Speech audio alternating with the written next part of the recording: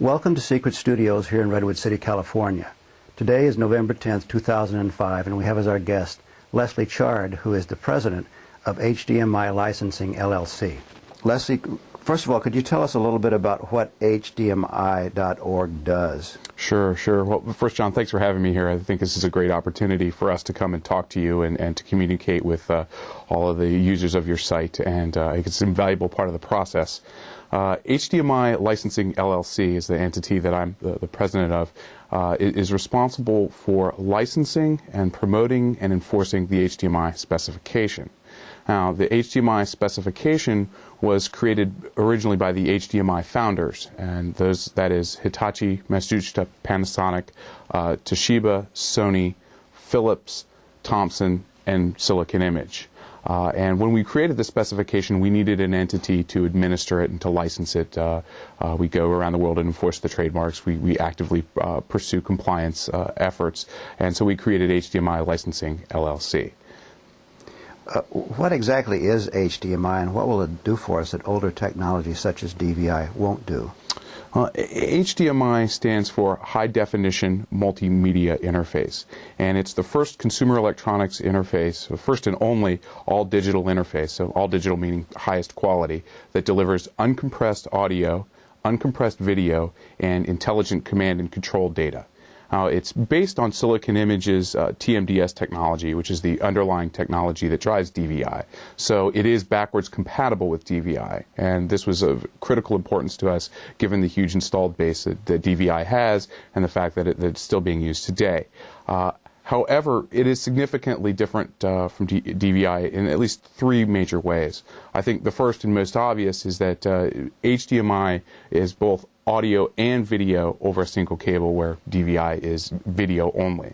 And this is a huge benefit to consumers, as anyone who's tried to wire a system and deal with the maze of cabling that you end up with behind a home theater system knows. That's definitely a benefit.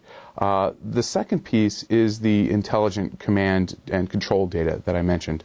And this is a bidirectional communication that allows sync devices and source devices to communicate about each other and what the preferred format is.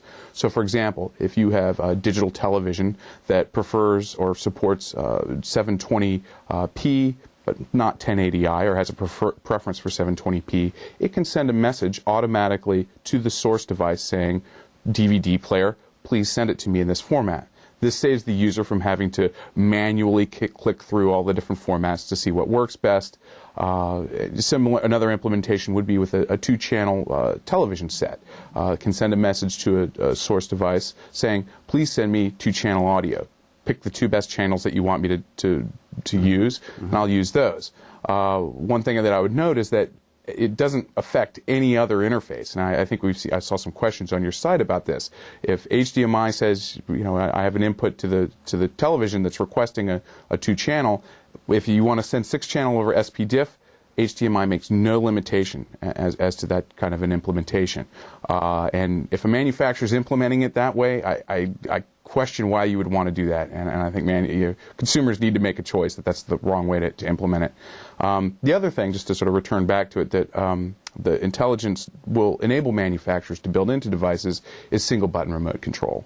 And as I'm sure everyone has dreamed, when you put your DVD into your player and you hit play, wouldn't it be nice if your system would automatically turn on, configure to the DVD input, select all the exact configurations to play that DVD? The third way I think that the HDMI is different than DVI is that we're an ongoing organization. The fees that people pay to support HDMI are used to build the specification, used to continue to research the new technologies. We have a working group with all the founders that is constantly meeting to evolve the specification. And I think that's significantly different than what we've seen with DVI in the past.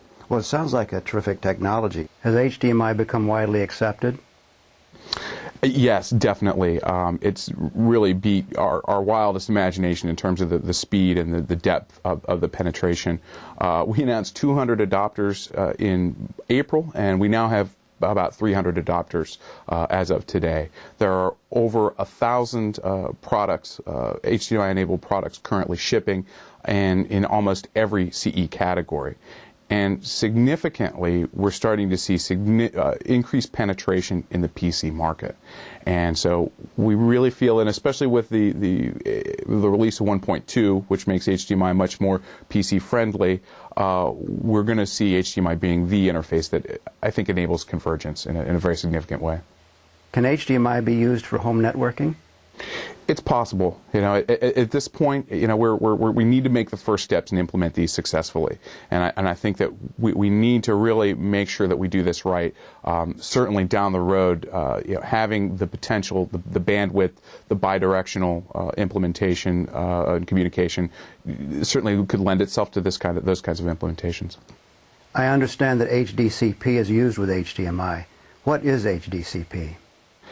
HDCP stands for High Bandwidth Digital Content Protection, and it's a content protection scheme that was developed by Intel with assistance from Silicon Image, one of the HDMI founders, and it enables users to view HDCP-enabled content that comes in via cable, satellite, as well as on disks that are going to be supporting it. Interestingly enough, HDMI does not require HDCP. Nor do we license it. HDCP is licensed directly from a subsidiary of Intel called digitalcp.org. However, HDCP is required by many industry organizations, DVD, CCA, and by different governmental regulations around the world. And so far, I think nearly every HDMI implementation, or almost everyone, has implemented HDCP. What specific HDMI problems have occurred so far, and what's being done to fix them? Well, I think we've been trying to be very proactive in terms of the work that HDMI Licensing L.L.C. has done in identifying and going after potential HDMI implementation issues. To date, we've conducted over 50 different investigations and audits concerning HDMI compliance, and a lot of these have been proactive to make sure that the problems don't occur. In general, I would say I've seen probably 3 separate categories of HDMI compliance issues.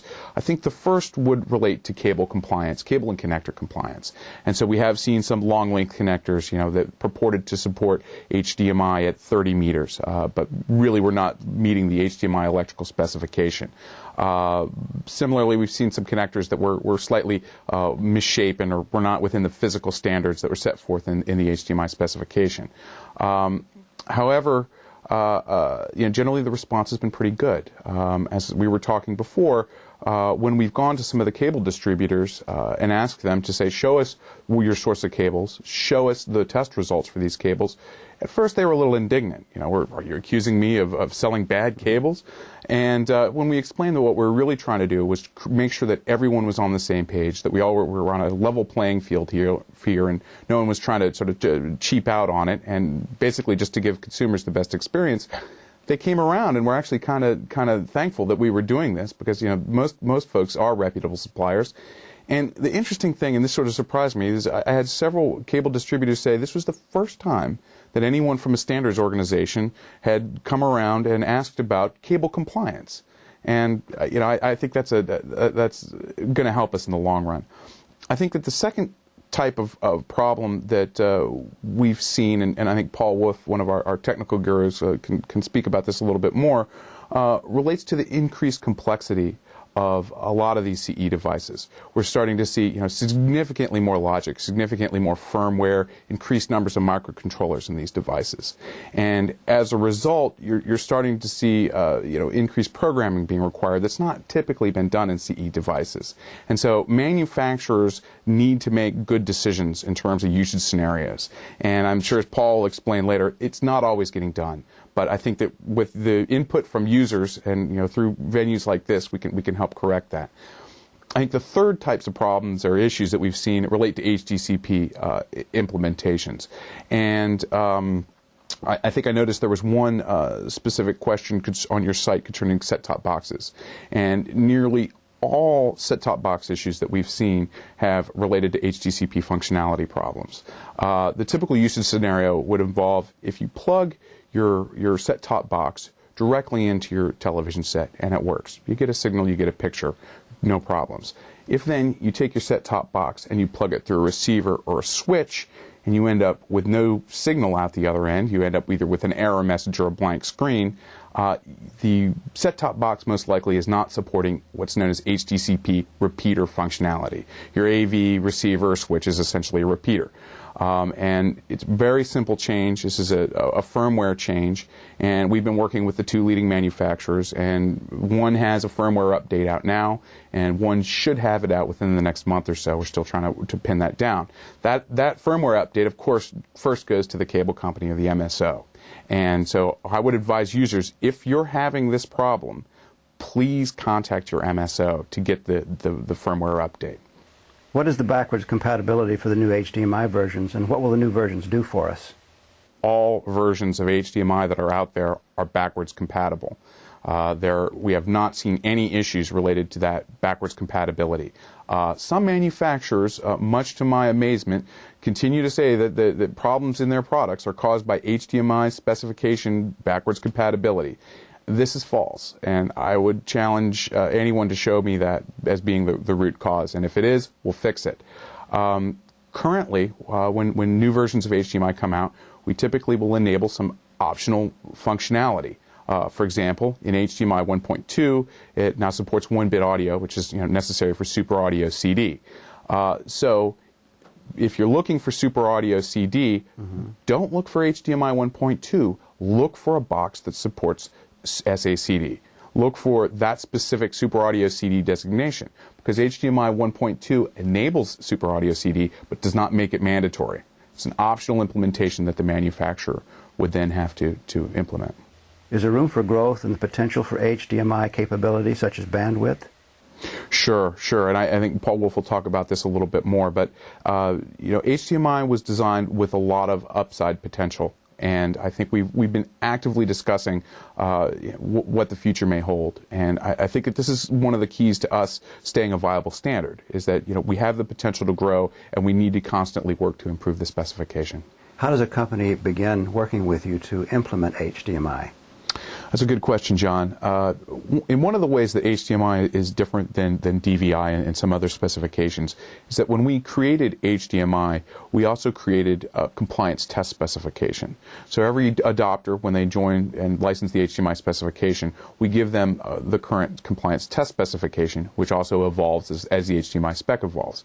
And this is a fairly comprehensive list of HDMI implementation tests that every adopter must perform prior to marketing or distributing a product. The second piece that we did was to create authorized testing centers, or ATC, that currently we have 3 in existence around the world, and we contemplate having 2 more in operation within the first half of next year. And so each adopter, before shipping any source, sync, or repeater device, the first device of each type that they make, they have to pass that through the ATC to show that they can make that sort of device function correctly.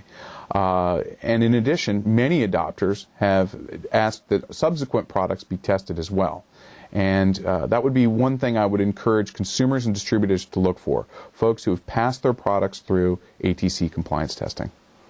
What is a repeater versus a sync device? What does that mean? Yeah, sorry for using our shorthand. So a source device would be a DVD player, a set-top box. A sync device would be any device that ends up receiving the signal at the end, for example, a display or some other television, for example. Now, a repeater is any device that takes the signal in one side and puts it out the other side.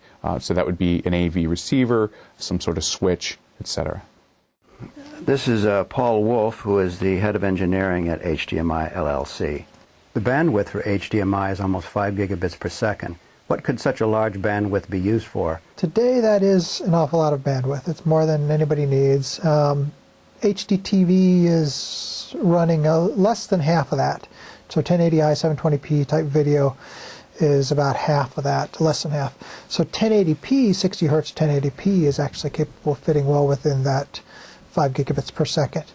I actually tend to think of the bandwidth of HDMI in terms of pixels per second or clocks per second, which is 165 megahertz is the limit, the currently specified HDMI single link limit. HDTV has a rate, 1080i 720p, of 74.25 megahertz. 1080p at 60 hertz is 148.5 megahertz. So we're only up to about 150 megahertz, and HDMI, like I said, from day one has a maximum single link rate specified as 165 megahertz. So we've got room to grow even with the formats that people are talking about using next year and beyond. But beyond that, even realistically, that 165 megahertz limit is not a technology limit or a copper limit or anything like that.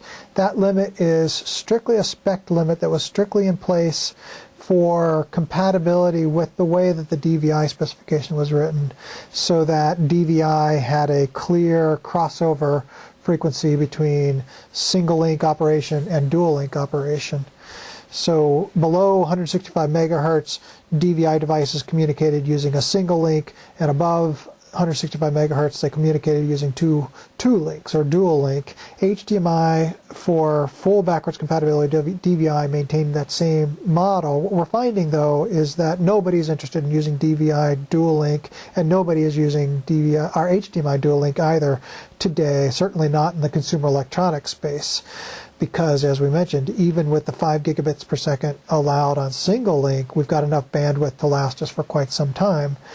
There are people that are talking about even higher resolution video, even higher frame rates than 60 hertz, and more colors than the 24 bits per pixel that we can carry today. And if you add those together, then we are starting to talk about rates that can exceed the 5 gigabits per second single link. But we're not talking about going to dual link to accommodate that, because, as I said, there is no technology limit that keeps us at that 5 gigabits per second for a single link.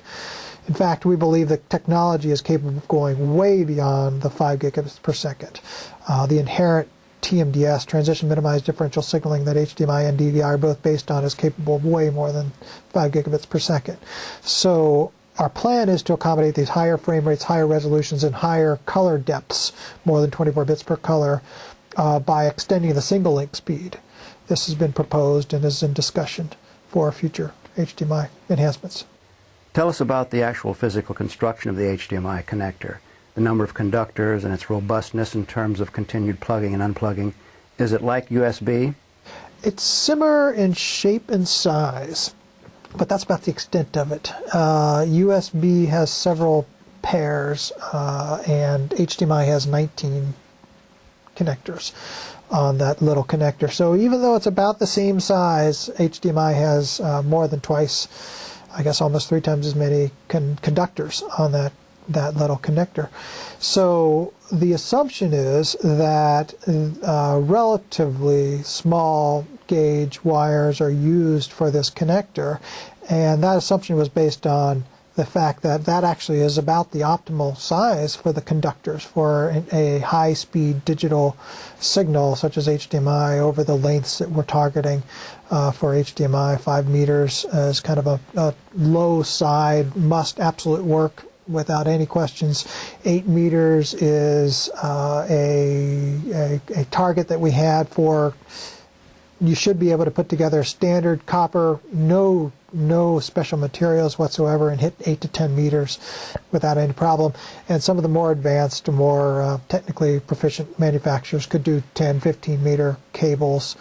Again, standard copper construction, but taking very careful pains to make sure that their inter-pair skew is tight. In other words, the length of each of the 2 plus and minus wires of the differential signal should be as close to exactly the same length as possible in the cable, things like that. That points to another issue, is that historically companies in the AV industry have targeted, obviously are working with technologies, I should say, that are analog, single-ended, and in the megahertz type range. HDMI is digital, it's differential, and it's gigahertz. So it's a very different thing for a lot of companies. And one of the issues that we've seen is some of the companies doing cables have taken the approaches that they took with analog, megahertz, single-ended type thing, and tried to use those same techniques to enhance their cables for the digital gigahertz differential world, and it's not really the same thing. In particular, what I just mentioned about inter-pair skew is a critical aspect of of carrying high-speed digital signals and matters very little or not at all for megahertz type analog signals.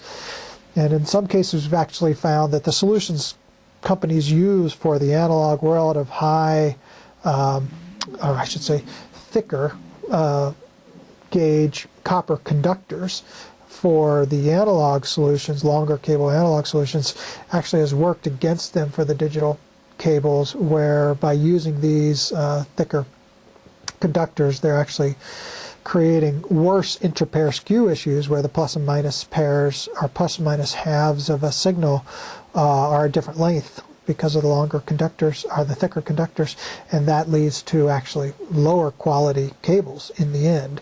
So it's a learning curve for some of the connector companies and some of the cable companies, but they are learning that. We've actually seen very rapid adoption of the proper techniques for designing and implementing high quality HDMI cables. So relative to the connector, what that means is that we had designed this 19-pin, very small 19-pin, very user-friendly friction fit connector to mirror what's commonly found in the CE industry. You don't find thumb screws and you don't even find latches. So friction fit was important for the consumer electronics companies that are part of the HDMI consortium. So of the 7 companies of the HDMI consortium, 1 company, Silicon Image, was a primary company bringing the technology, the underlying link technology. Then the other companies are all CE companies. They make DVD players, set-top boxes, TV sets. And those companies were very interested in having a connector that fit the model that the end user is typically used to seeing, which is just friction fit, small, friendly connector. And if you compare the HDMI connector with the DVI connector, you'll see that. You'll see that we went in that direction.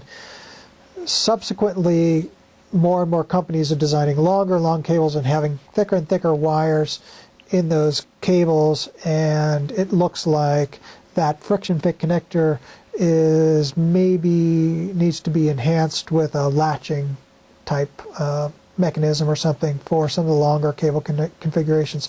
I would say that the only robustness problems we've seen are due to that, the fact that it's a friction fit connector, it's a very high density connector, and it was designed for specific wire gauges. The companies designing longer cables now are exceeding those wire gauges. We've got very thick cables coming out there that aren't necessarily superior to the thin gauge cables, but they are much heavier and much less bendable. So the pressure at the device, the sideways pressure, is much higher. Mm-hmm. So those kind of issues are becoming an issue, and we are seeing that more in the very high-end audiophile, high-end videophile community, because they are interested in finding the finest quality cables, so they tend to buy the thicker cables, and those tend to be the problems where we're seeing. But the actual lower cost cables we haven't seen robustness problems with typically. Well, it sounds to me like, from what you're saying, that the best quality cable is going to have very careful twisting of a twisted pair so that each conductor is exactly the same length. And secondly, the conductors actually will be better off being smaller gauge, such as 22 gauge. Yeah, the smaller gauge is not a critical factor. At some lanes, the thicker gauges is helpful from some characteristics, but just as you pointed out, that the key point is controlling the twisting, controlling the length of the two halves of a single pair, and what I've understood is that that's actually easier to maintain with the smaller gauge connectors. So there is not a direct correlation between cable quality and cable thickness in the high-speed digital. What is the maximum HDMI cable length that can be used without signal loss? It depends on the construction. So the first thing to understand is that the HDMI spec does not specify that copper is used or particular dielectrics or anything about the connector or the cable construction at all. What the HDMI specification specifies relative to cables is strictly a performance specification. We say if the input signal looks like this, is this standard compliant signal going into the connector, then coming out the back of the connector, of the cable, needs to be a compliant output of cable. So we specify the minimum input to the cable, that in other words the device that's driving the input to the cable needs to have a certain characteristic to the signal going into the cable, and then coming out of the cable it needs to have a minimum characteristics. In other words, the receiver device, the TV or whatever on the sync side, needs to be able to recover the signal, recover the data from that signal. So we specify the input and the output of the cable, and we don't care if it's copper, wire, silver, optical, radio. We couldn't care less what's between those two connectors. All we care is that the cable itself is compliant in that it can pass a compliant signal from the input to a compliant signal at the output. So it's purely a performance related spec. So from that perspective, a mile, 2 miles, 20 miles, we don't care. In reality though, the question is the end user really wants to know is, with standard copper cable construction, what can I get that will still be compliant? And that's where we get into the 8 meters, 10 meters seems to be about the limit for standard copper cable construction and materials and technique. So without it doing anything special, really, just about any cable manufacturer should be able to do an 8 meter compliant cable. You find 10 meter compliant cables are certainly available, and 15 meter cables are available also. But with each one of those steps, you find fewer and fewer cable manufacturers really know how to do that well. So there's some room for the cable manufacturers to differentiate themselves, definitely. Well, I recently tested a 10-meter HDMI cable, which seemed to work fine. Whereas when I tested just a 5-meter DVI cable, I started getting the sparklies. I wouldn't say it's a DVI versus HDMI thing. It's a cable construction issue, and almost certainly the issue is that with that 5-meter cable there was an interpair skew issue. Both in the DVI and the HDMI world, there are occasionally, even at 5 meters, there are occasionally cables that have serious interpair skew problems. We aren't seeing that too much in the HDMI world because we do have a compliance program in place, and we are actively working with the cable manufacturers, and I think L.L.C had talked about this. They are very receptive to that because they're interested. The cable companies obviously are interested in seeing that their products are usable by the end users, or else they don't sell their products. So the cable companies are very interested in having us work with them and making sure that their cables are compliant. So we're seeing fewer of those interpair skew issues in the HDMI world as we did in the DVR world, which had no compliance program. Well, Leslie and Paul, HDMI is a very complicated subject, and thanks so much for coming by to explain it to us.